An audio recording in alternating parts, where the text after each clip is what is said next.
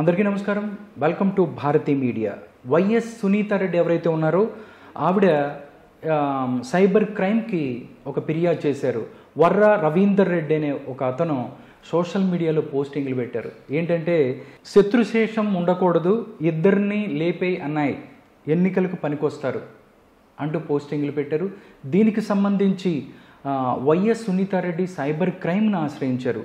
దీని మీద మనతో విశ్లేషణలో పాల్గొంటున్నారు మధుసూదన్ రెడ్డి గారు, పొలిటికల్ అనలిస్ట్. ఆయనతో మాట్లాడదాం. నమస్కారం మధుసూదన్ రెడ్డి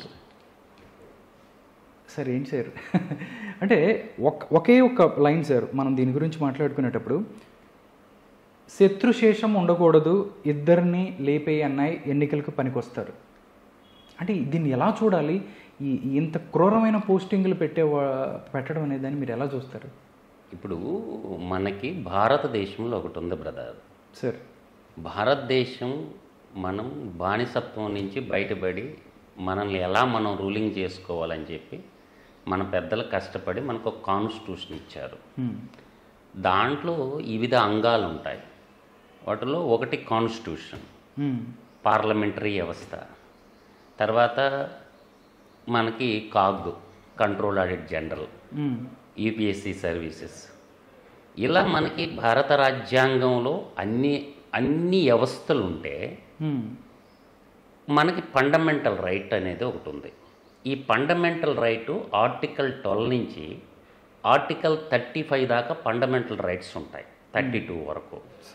ఈ ఫండమెంటల్ రైట్స్లో మనకి ఆర్టికల్ 19కి వచ్చేళ్ళకే ఫ్రీడమ్ ఆఫ్ స్పీచ్ అనేది మన ఆర్టికల్ 19లో వస్తుంది. ఈ ఆర్టికల్ 19లో ఫ్రీడమ్ ఆఫ్ స్పీచ్లో భాగంగా ఈరోజు మీకు సోషల్ మీడియా పనిచేసిన, యూట్యూబ్ ఛానల్ పనిచేసిన, శాటిలైట్ ఛానల్ పనిచేసిన, ఫేస్బుక్లో పెట్టుకున్న, ట్విట్టర్లో పెట్టుకున్న, ఇవన్నీ కూడా ఆర్టికల్ 19 కిందకే వస్తాయి. అయితే ఆర్టికల్ 90 మనకు ఉంది కదా, ఫ్రీడమ్ ఆఫ్ స్పీచ్ ఉంది కదా, నేను ఏదంటే అది మాట్లాడతాను, నేను ఏదంటే అది రాసుకుంటాను అంటే ఊరుకోదు కాన్స్టిట్యూషన్.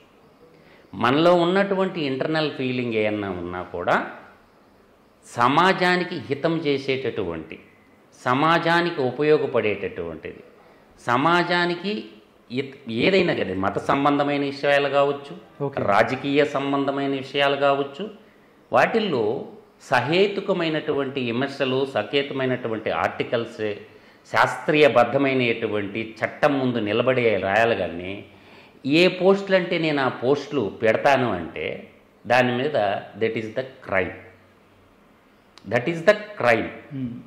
అంటే ఇక్కడ ఏమవుతుందంటే భారతదేశం ఒకప్పుడు ఇల్లిటరసీ రేట్ ఎక్కువ ఉండేది, భారతదేశంలో ఎడ్యుకేషన్ చాలా తక్కువ ఉండేది.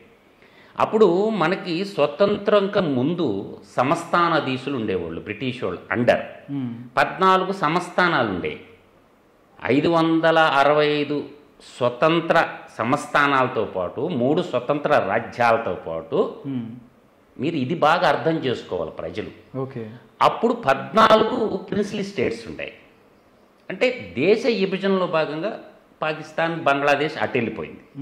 అంటే బంగ్లాదేశ్ 1971లో ఏర్పాటైనా కూడా మన భారతదేశం విభజనల ప్రకారం మనకేందంటే అది అప్పుడు పాకిస్తానే. కాబట్టి నేనంటుండేది ఏంటంటే ఎవరైతే సంస్థానాధీశులు ఉన్నారో వాళ్ళందరూ ఏం చేసినారంటే కాలక్రమేణా రాజరిక వ్యవస్థలో సంస్థానాధీశులు అంతరించిపోయిన తర్వాత, దీనికి సంబంధం ఉంది నువ్వు అడిగిన క్వశ్చన్కి నేను ఈ కథ అంతా చెప్పడానికి కారణం. వాళ్ళంతా ప్రజాస్వామ్యంలో ఎమ్మెల్యేలుగా, ఎంపీలుగా, ఎమ్మెల్సీలుగా అవతారం ఎత్తారు. నీకు భారతదేశం ఏ కుటుంబాన్నైనా తీసుకోండి మీరు, హసేతు హిమాచలం దాకా. అంటే మనకి రామసేతు దగ్గర నుంచి హిమాలయ పర్వతాల దగ్గర గతంలో ఎవరైతే సంస్థానాధీశులు ఉన్నారో, ఎవరైతే భూస్వాములు ఉన్నారో వాళ్ళందరూ రూపాంతర పరిమాణం చెంది వాళ్ళు ఏం చేశారంటే ఎమ్మెల్యేలు, ఎంపీలు అయిపోయినారు. అంటే పరిపాలనలో ఉండి ప్రజల్ని కాలి కింద తొక్కిపెట్టినటువంటి సంపన్న వర్గాలు ప్రజల్ని ఎప్పుడు బానిసల్లాగే చూస్తారు. కానీ మన కర్మ ఏంటంటే కాన్స్టిట్యూషన్లో ఈ కొన్ని కులాలకి, నిమ్న కులాలకి రిజర్వేషన్ ఇవ్వడం జరిగింది, ఎస్సీ ఎస్టీ. ఈ ఎస్సీ ఎస్టీలకి కొంత రిజర్వేషన్ ఇవ్వబట్టి వాళ్ళన్నా పార్లమెంట్కి పోతున్నారు. లేకపోతే వీళ్ళందరూ ఈ భూస్వాములు ఏదైతే సంస్థానాధీశులు గతంలో ఎవరైతే ఉన్నారో వాళ్ళే ఒక 4 తరాలు భారతదేశాన్ని పరిపాలించారు. ఓకే. కొద్ది కొద్దిగా ఎడ్యుకేషన్ పెరిగే కొంది కొంచెం చదువుకున్న తర్వాత కొన్ని ప్రాంతీయ పార్టీలు పుట్టినాయి. ఈ ప్రాంతీయ పార్టీలు పుట్టడం ఏంది? ప్రాంతీయ పార్టీలు పుట్టడానికి బేస్ ఏంటంటే నేషనలిజాన్ని పక్కన పెట్టి ప్రాంతీయవాదాన్ని, మతవాదాన్ని, కులవాదాన్ని ఇలా ప్రజల్ని వాళ్ళ యొక్క దృష్టిని మలచటం కోసము ఇలా ప్రాంతీయవాదాన్ని వాళ్ళు పాలకులు కావటానికి, అంటే పాలకులు అంటే ఎవరు? ఎమ్మెల్యేలు, ఎంపీలు కావటం కోసం, ముఖ్యమంత్రి పీఠాలు దక్కించుకోవడం కోసం ఒకడు ప్రాంతీయవాదాన్ని ఎత్తుకున్నాడు, ఒకడు మతవాదాన్ని ఎత్తుకున్నాడు, ఒకడు కులవాదాన్ని ఎత్తుకున్నారు. ఈ పరంపరలో ఇక్కడ వీళ్ళంతా ఇంత చేసి వీళ్ళు బతకాలా, వీళ్ళు ఇండస్ట్రియలైజేషన్ కావాలా, వీళ్ళు గ్లోబలైజేషన్లో భాగంగా పారిశ్రామికీకరణ వచ్చింది. గ్లోబలైజేషన్ ముందు భారతదేశంలో ఇండస్ట్రీలు అన్నీ కూడా మనకి తీసుకుంటే ప్రభుత్వ రంగంలో ఉండేవి.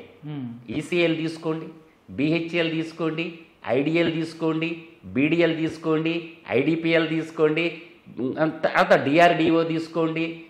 అన్ని రంగాల్లో తీసుకున్నా కూడా, అన్ని రైల్వే సెక్టార్ తీసుకోండి, ఏ రంగం చూసినా కూడా ప్రభుత్వ రంగంలోనే ఉండేది. ఈ గ్లోబలైజేషన్లో భాగంగా ఏం చేసిందంటే ఈ గవర్నమెంటు ప్రైవేటలైజేషన్. ఈ ప్రైవేటలైజేషన్ ఎప్పుడైతే ఎంటర్ అయిందో ఇండస్ట్రీకి కావాల్సినటువంటి వనరులు ఏంటి? మినరల్స్ కావాలి, తర్వాత మైన్స్ కావాలి. మినరల్ అంటే మైన్స్. ఈ మైన్స్ నుంచి ప్రకృతి సంపదలు, ప్రజలందరూ సంపద అయినటువంటి ఈ సంపదని తీసుకోవాలంటే పర్మిషన్లు ఎవరు ఇవ్వాలా? రాజకీయ నాయకులు ఇవ్వాలి. కాబట్టి క్యాపిటలిస్టులు, ఈ పొలిటికల్ లీడర్స్ వీళ్ళిద్దరూ ఒకటైపోయి దేశ ప్రజల సంపదని లూటీ చేయటం ఆరంభించారు. ఓకే. దేశ ప్రజలందరి సంపద అయినటువంటి ప్రజలందరి సంపదని లూటీ చేయటానికి రాజకీయం అనేటటువంటి ఒక అవతారం ఎత్తారు. ఈ పరంపరలో జగన్మోహన్ రెడ్డి అనేటటువంటి వ్యక్తి వాళ్ళ 2004 ఎలక్షన్ వాళ్ళ తండ్రి అఫిడవిట్ చూపిస్తే అందరు తీసుకోండి ఈసీలో 2004 ఎలక్షన్ అఫిడవిట్లో 4 చూపించాల. Election commission of India, constitution India. నేను అంటుండేది ఏంటంటే ఈ తప్పులన్నిటికీ కారణము వ్యవస్థలు పనిచేయకపోవడమే. 2004 స్వర్గీయ డాక్టర్ వైఎస్ రాజశేఖర్ రెడ్డిని కానీ మనం తీసుకున్నట్లయితే అతని ఎలక్షన్ అఫిడవిట్లో తన కొడుకైనటువంటి జగన్మోహన్ రెడ్డికి కానీ తన కూతురైనటువంటి శర్మిలకు కానీ ఆ మొత్తం అఫిడవిట్ చూడండి, ఒక్క ఆస్తి కూడా లేకుండా అఫిడవిట్ చూపించాడు. ఇది వాస్తవం, ఇది సత్యం కూడా. అయితే తర్వాత 2009 ఎలక్షన్కి వచ్చేసరికి 2009 ఎలక్షన్లో రాజశేఖర రెడ్డి అఫిడవిట్లో కూడా చూపిలా, కొడుకు ఆస్తి చూపిలా, కూతురు ఆస్తి చూపిలా. అంటే ఎలక్షన్ కమిషన్ నిద్రపోతా ఉందా? అంటే నేను అంటుండేది ఏంటంటే ఆ తర్వాత 2012 బై ఎలక్షన్లో జగన్మోహన్ రెడ్డి ఎలక్షన్ అఫిడవిట్ ఒకసారి చూడండి. 1000 కోట్ల సామ్రాజ్యం అఫిడవిట్లో స్పష్టంగా అవుపడతాయి. 18 కంపెనీలు అవుపడతాయి. ఓకే. ఈ 18 కంపెనీలుకి దాదాపుగా జగన్మోహన్ రెడ్డి ఎలక్షన్ అఫిడవిట్లోనే కొన్ని 1000 కోట్ల ఆస్తులు చూపించాడు. ఎక్కడి నుంచి వచ్చినాయి? దాని తర్వాత ఏమైందంటే సమస్య జగన్మోహన్ రెడ్డి మీద దాదాపుగా 11 సిబిఐ కేసులు, 8 ఈడీ కేసులు నమోదైంది. మన తెలుగువాడైనటువంటి సిబిఐ డైరెక్టర్ నారాయణ గారు, లక్ష్మీనారాయణ గారు మన హైదరాబాదులో కంటోన్మెంట్ ఎమ్మెల్యే ఉండేవాడు శంకర్రావు అని. ఈయన చనిపోయి ఉన్నాడు. ఆయన కాంగ్రెస్ ఎమ్మెల్యే. అప్పుడు కాంగ్రెస్ ప్రభుత్వంలోనే ఒక ఉత్తరం రాశాడు హైకోర్టుకి. Is MLA, people represent cantonment MLA. దీని మీద ఎంక్వైరీ చేయమని తెలంగాణ హైకోర్టుకి, సిబిఐకి లేఖ రాసింది.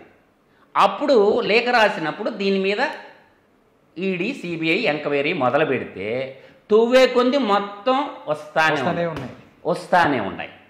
అసలు ఒక తండ్రి అధికారాన్ని అడ్డం పెట్టుకొని ఒక తండ్రి అధికారాన్ని అడ్డం పెట్టుకొని జగన్మోహన్ రెడ్డి 1,000 కోట్ల సామ్రాజ్యాన్ని నిర్మించాడు. 2004 ముందు ఏమీ కంపెనీలు లేనటువంటి జగన్మోహన్ రెడ్డికి ఇన్ని కంపెనీలు ఎక్కడి నుంచి వచ్చినాయి అనేది నా యొక్క స్ట్రైక్ పాయింట్. ఏం చేసి సంపాదించాడు అంటే ఈ తండ్రి అధికారాన్ని అడ్డం పెట్టుకొని బ్యాక్ సైడ్ నుంచి ఎవరైతే పారిశ్రామికవేత్తలు ఉన్నారో వాళ్ళందరి దగ్గర డబ్బులు వసూలు చేయటం మొదలుపెట్టిండు. తండ్రి ఏమో జలయజ్ఞం అన్నాడు. తండ్రి జలయజ్ఞం అని చెప్పి 86 ప్రాజెక్టులు ఉమ్మడి తెలంగాణ, ఆంధ్రప్రదేశ్, సీమాంధ్రప్రదేశ్లో జలయజ్ఞం 86 ప్రాజెక్టులు చేస్తున్నట్టు ఒకవైపు నటించడం, రెండోది ప్రజలకి ఆరోగ్యశ్రీ అని ఒక కొత్త పథకాన్ని లాంచ్ చేయడం 108. తర్వాత ఫీజు రీంబర్స్మెంట్ పిల్లలు చదువుకోవటానికి, పిల్లలకేమో పప్పులు బెల్లాల పథకాలు ఇచ్చేసి కొడుకేమో 1,000 కోట్ల సామ్రాజ్యాన్ని కట్టబెట్టినటువంటి ఒకే ఒక్క ముఖ్యమంత్రి స్వర్గీయ రాజశేఖర్ రెడ్డి. ఇది సత్యం కూడా.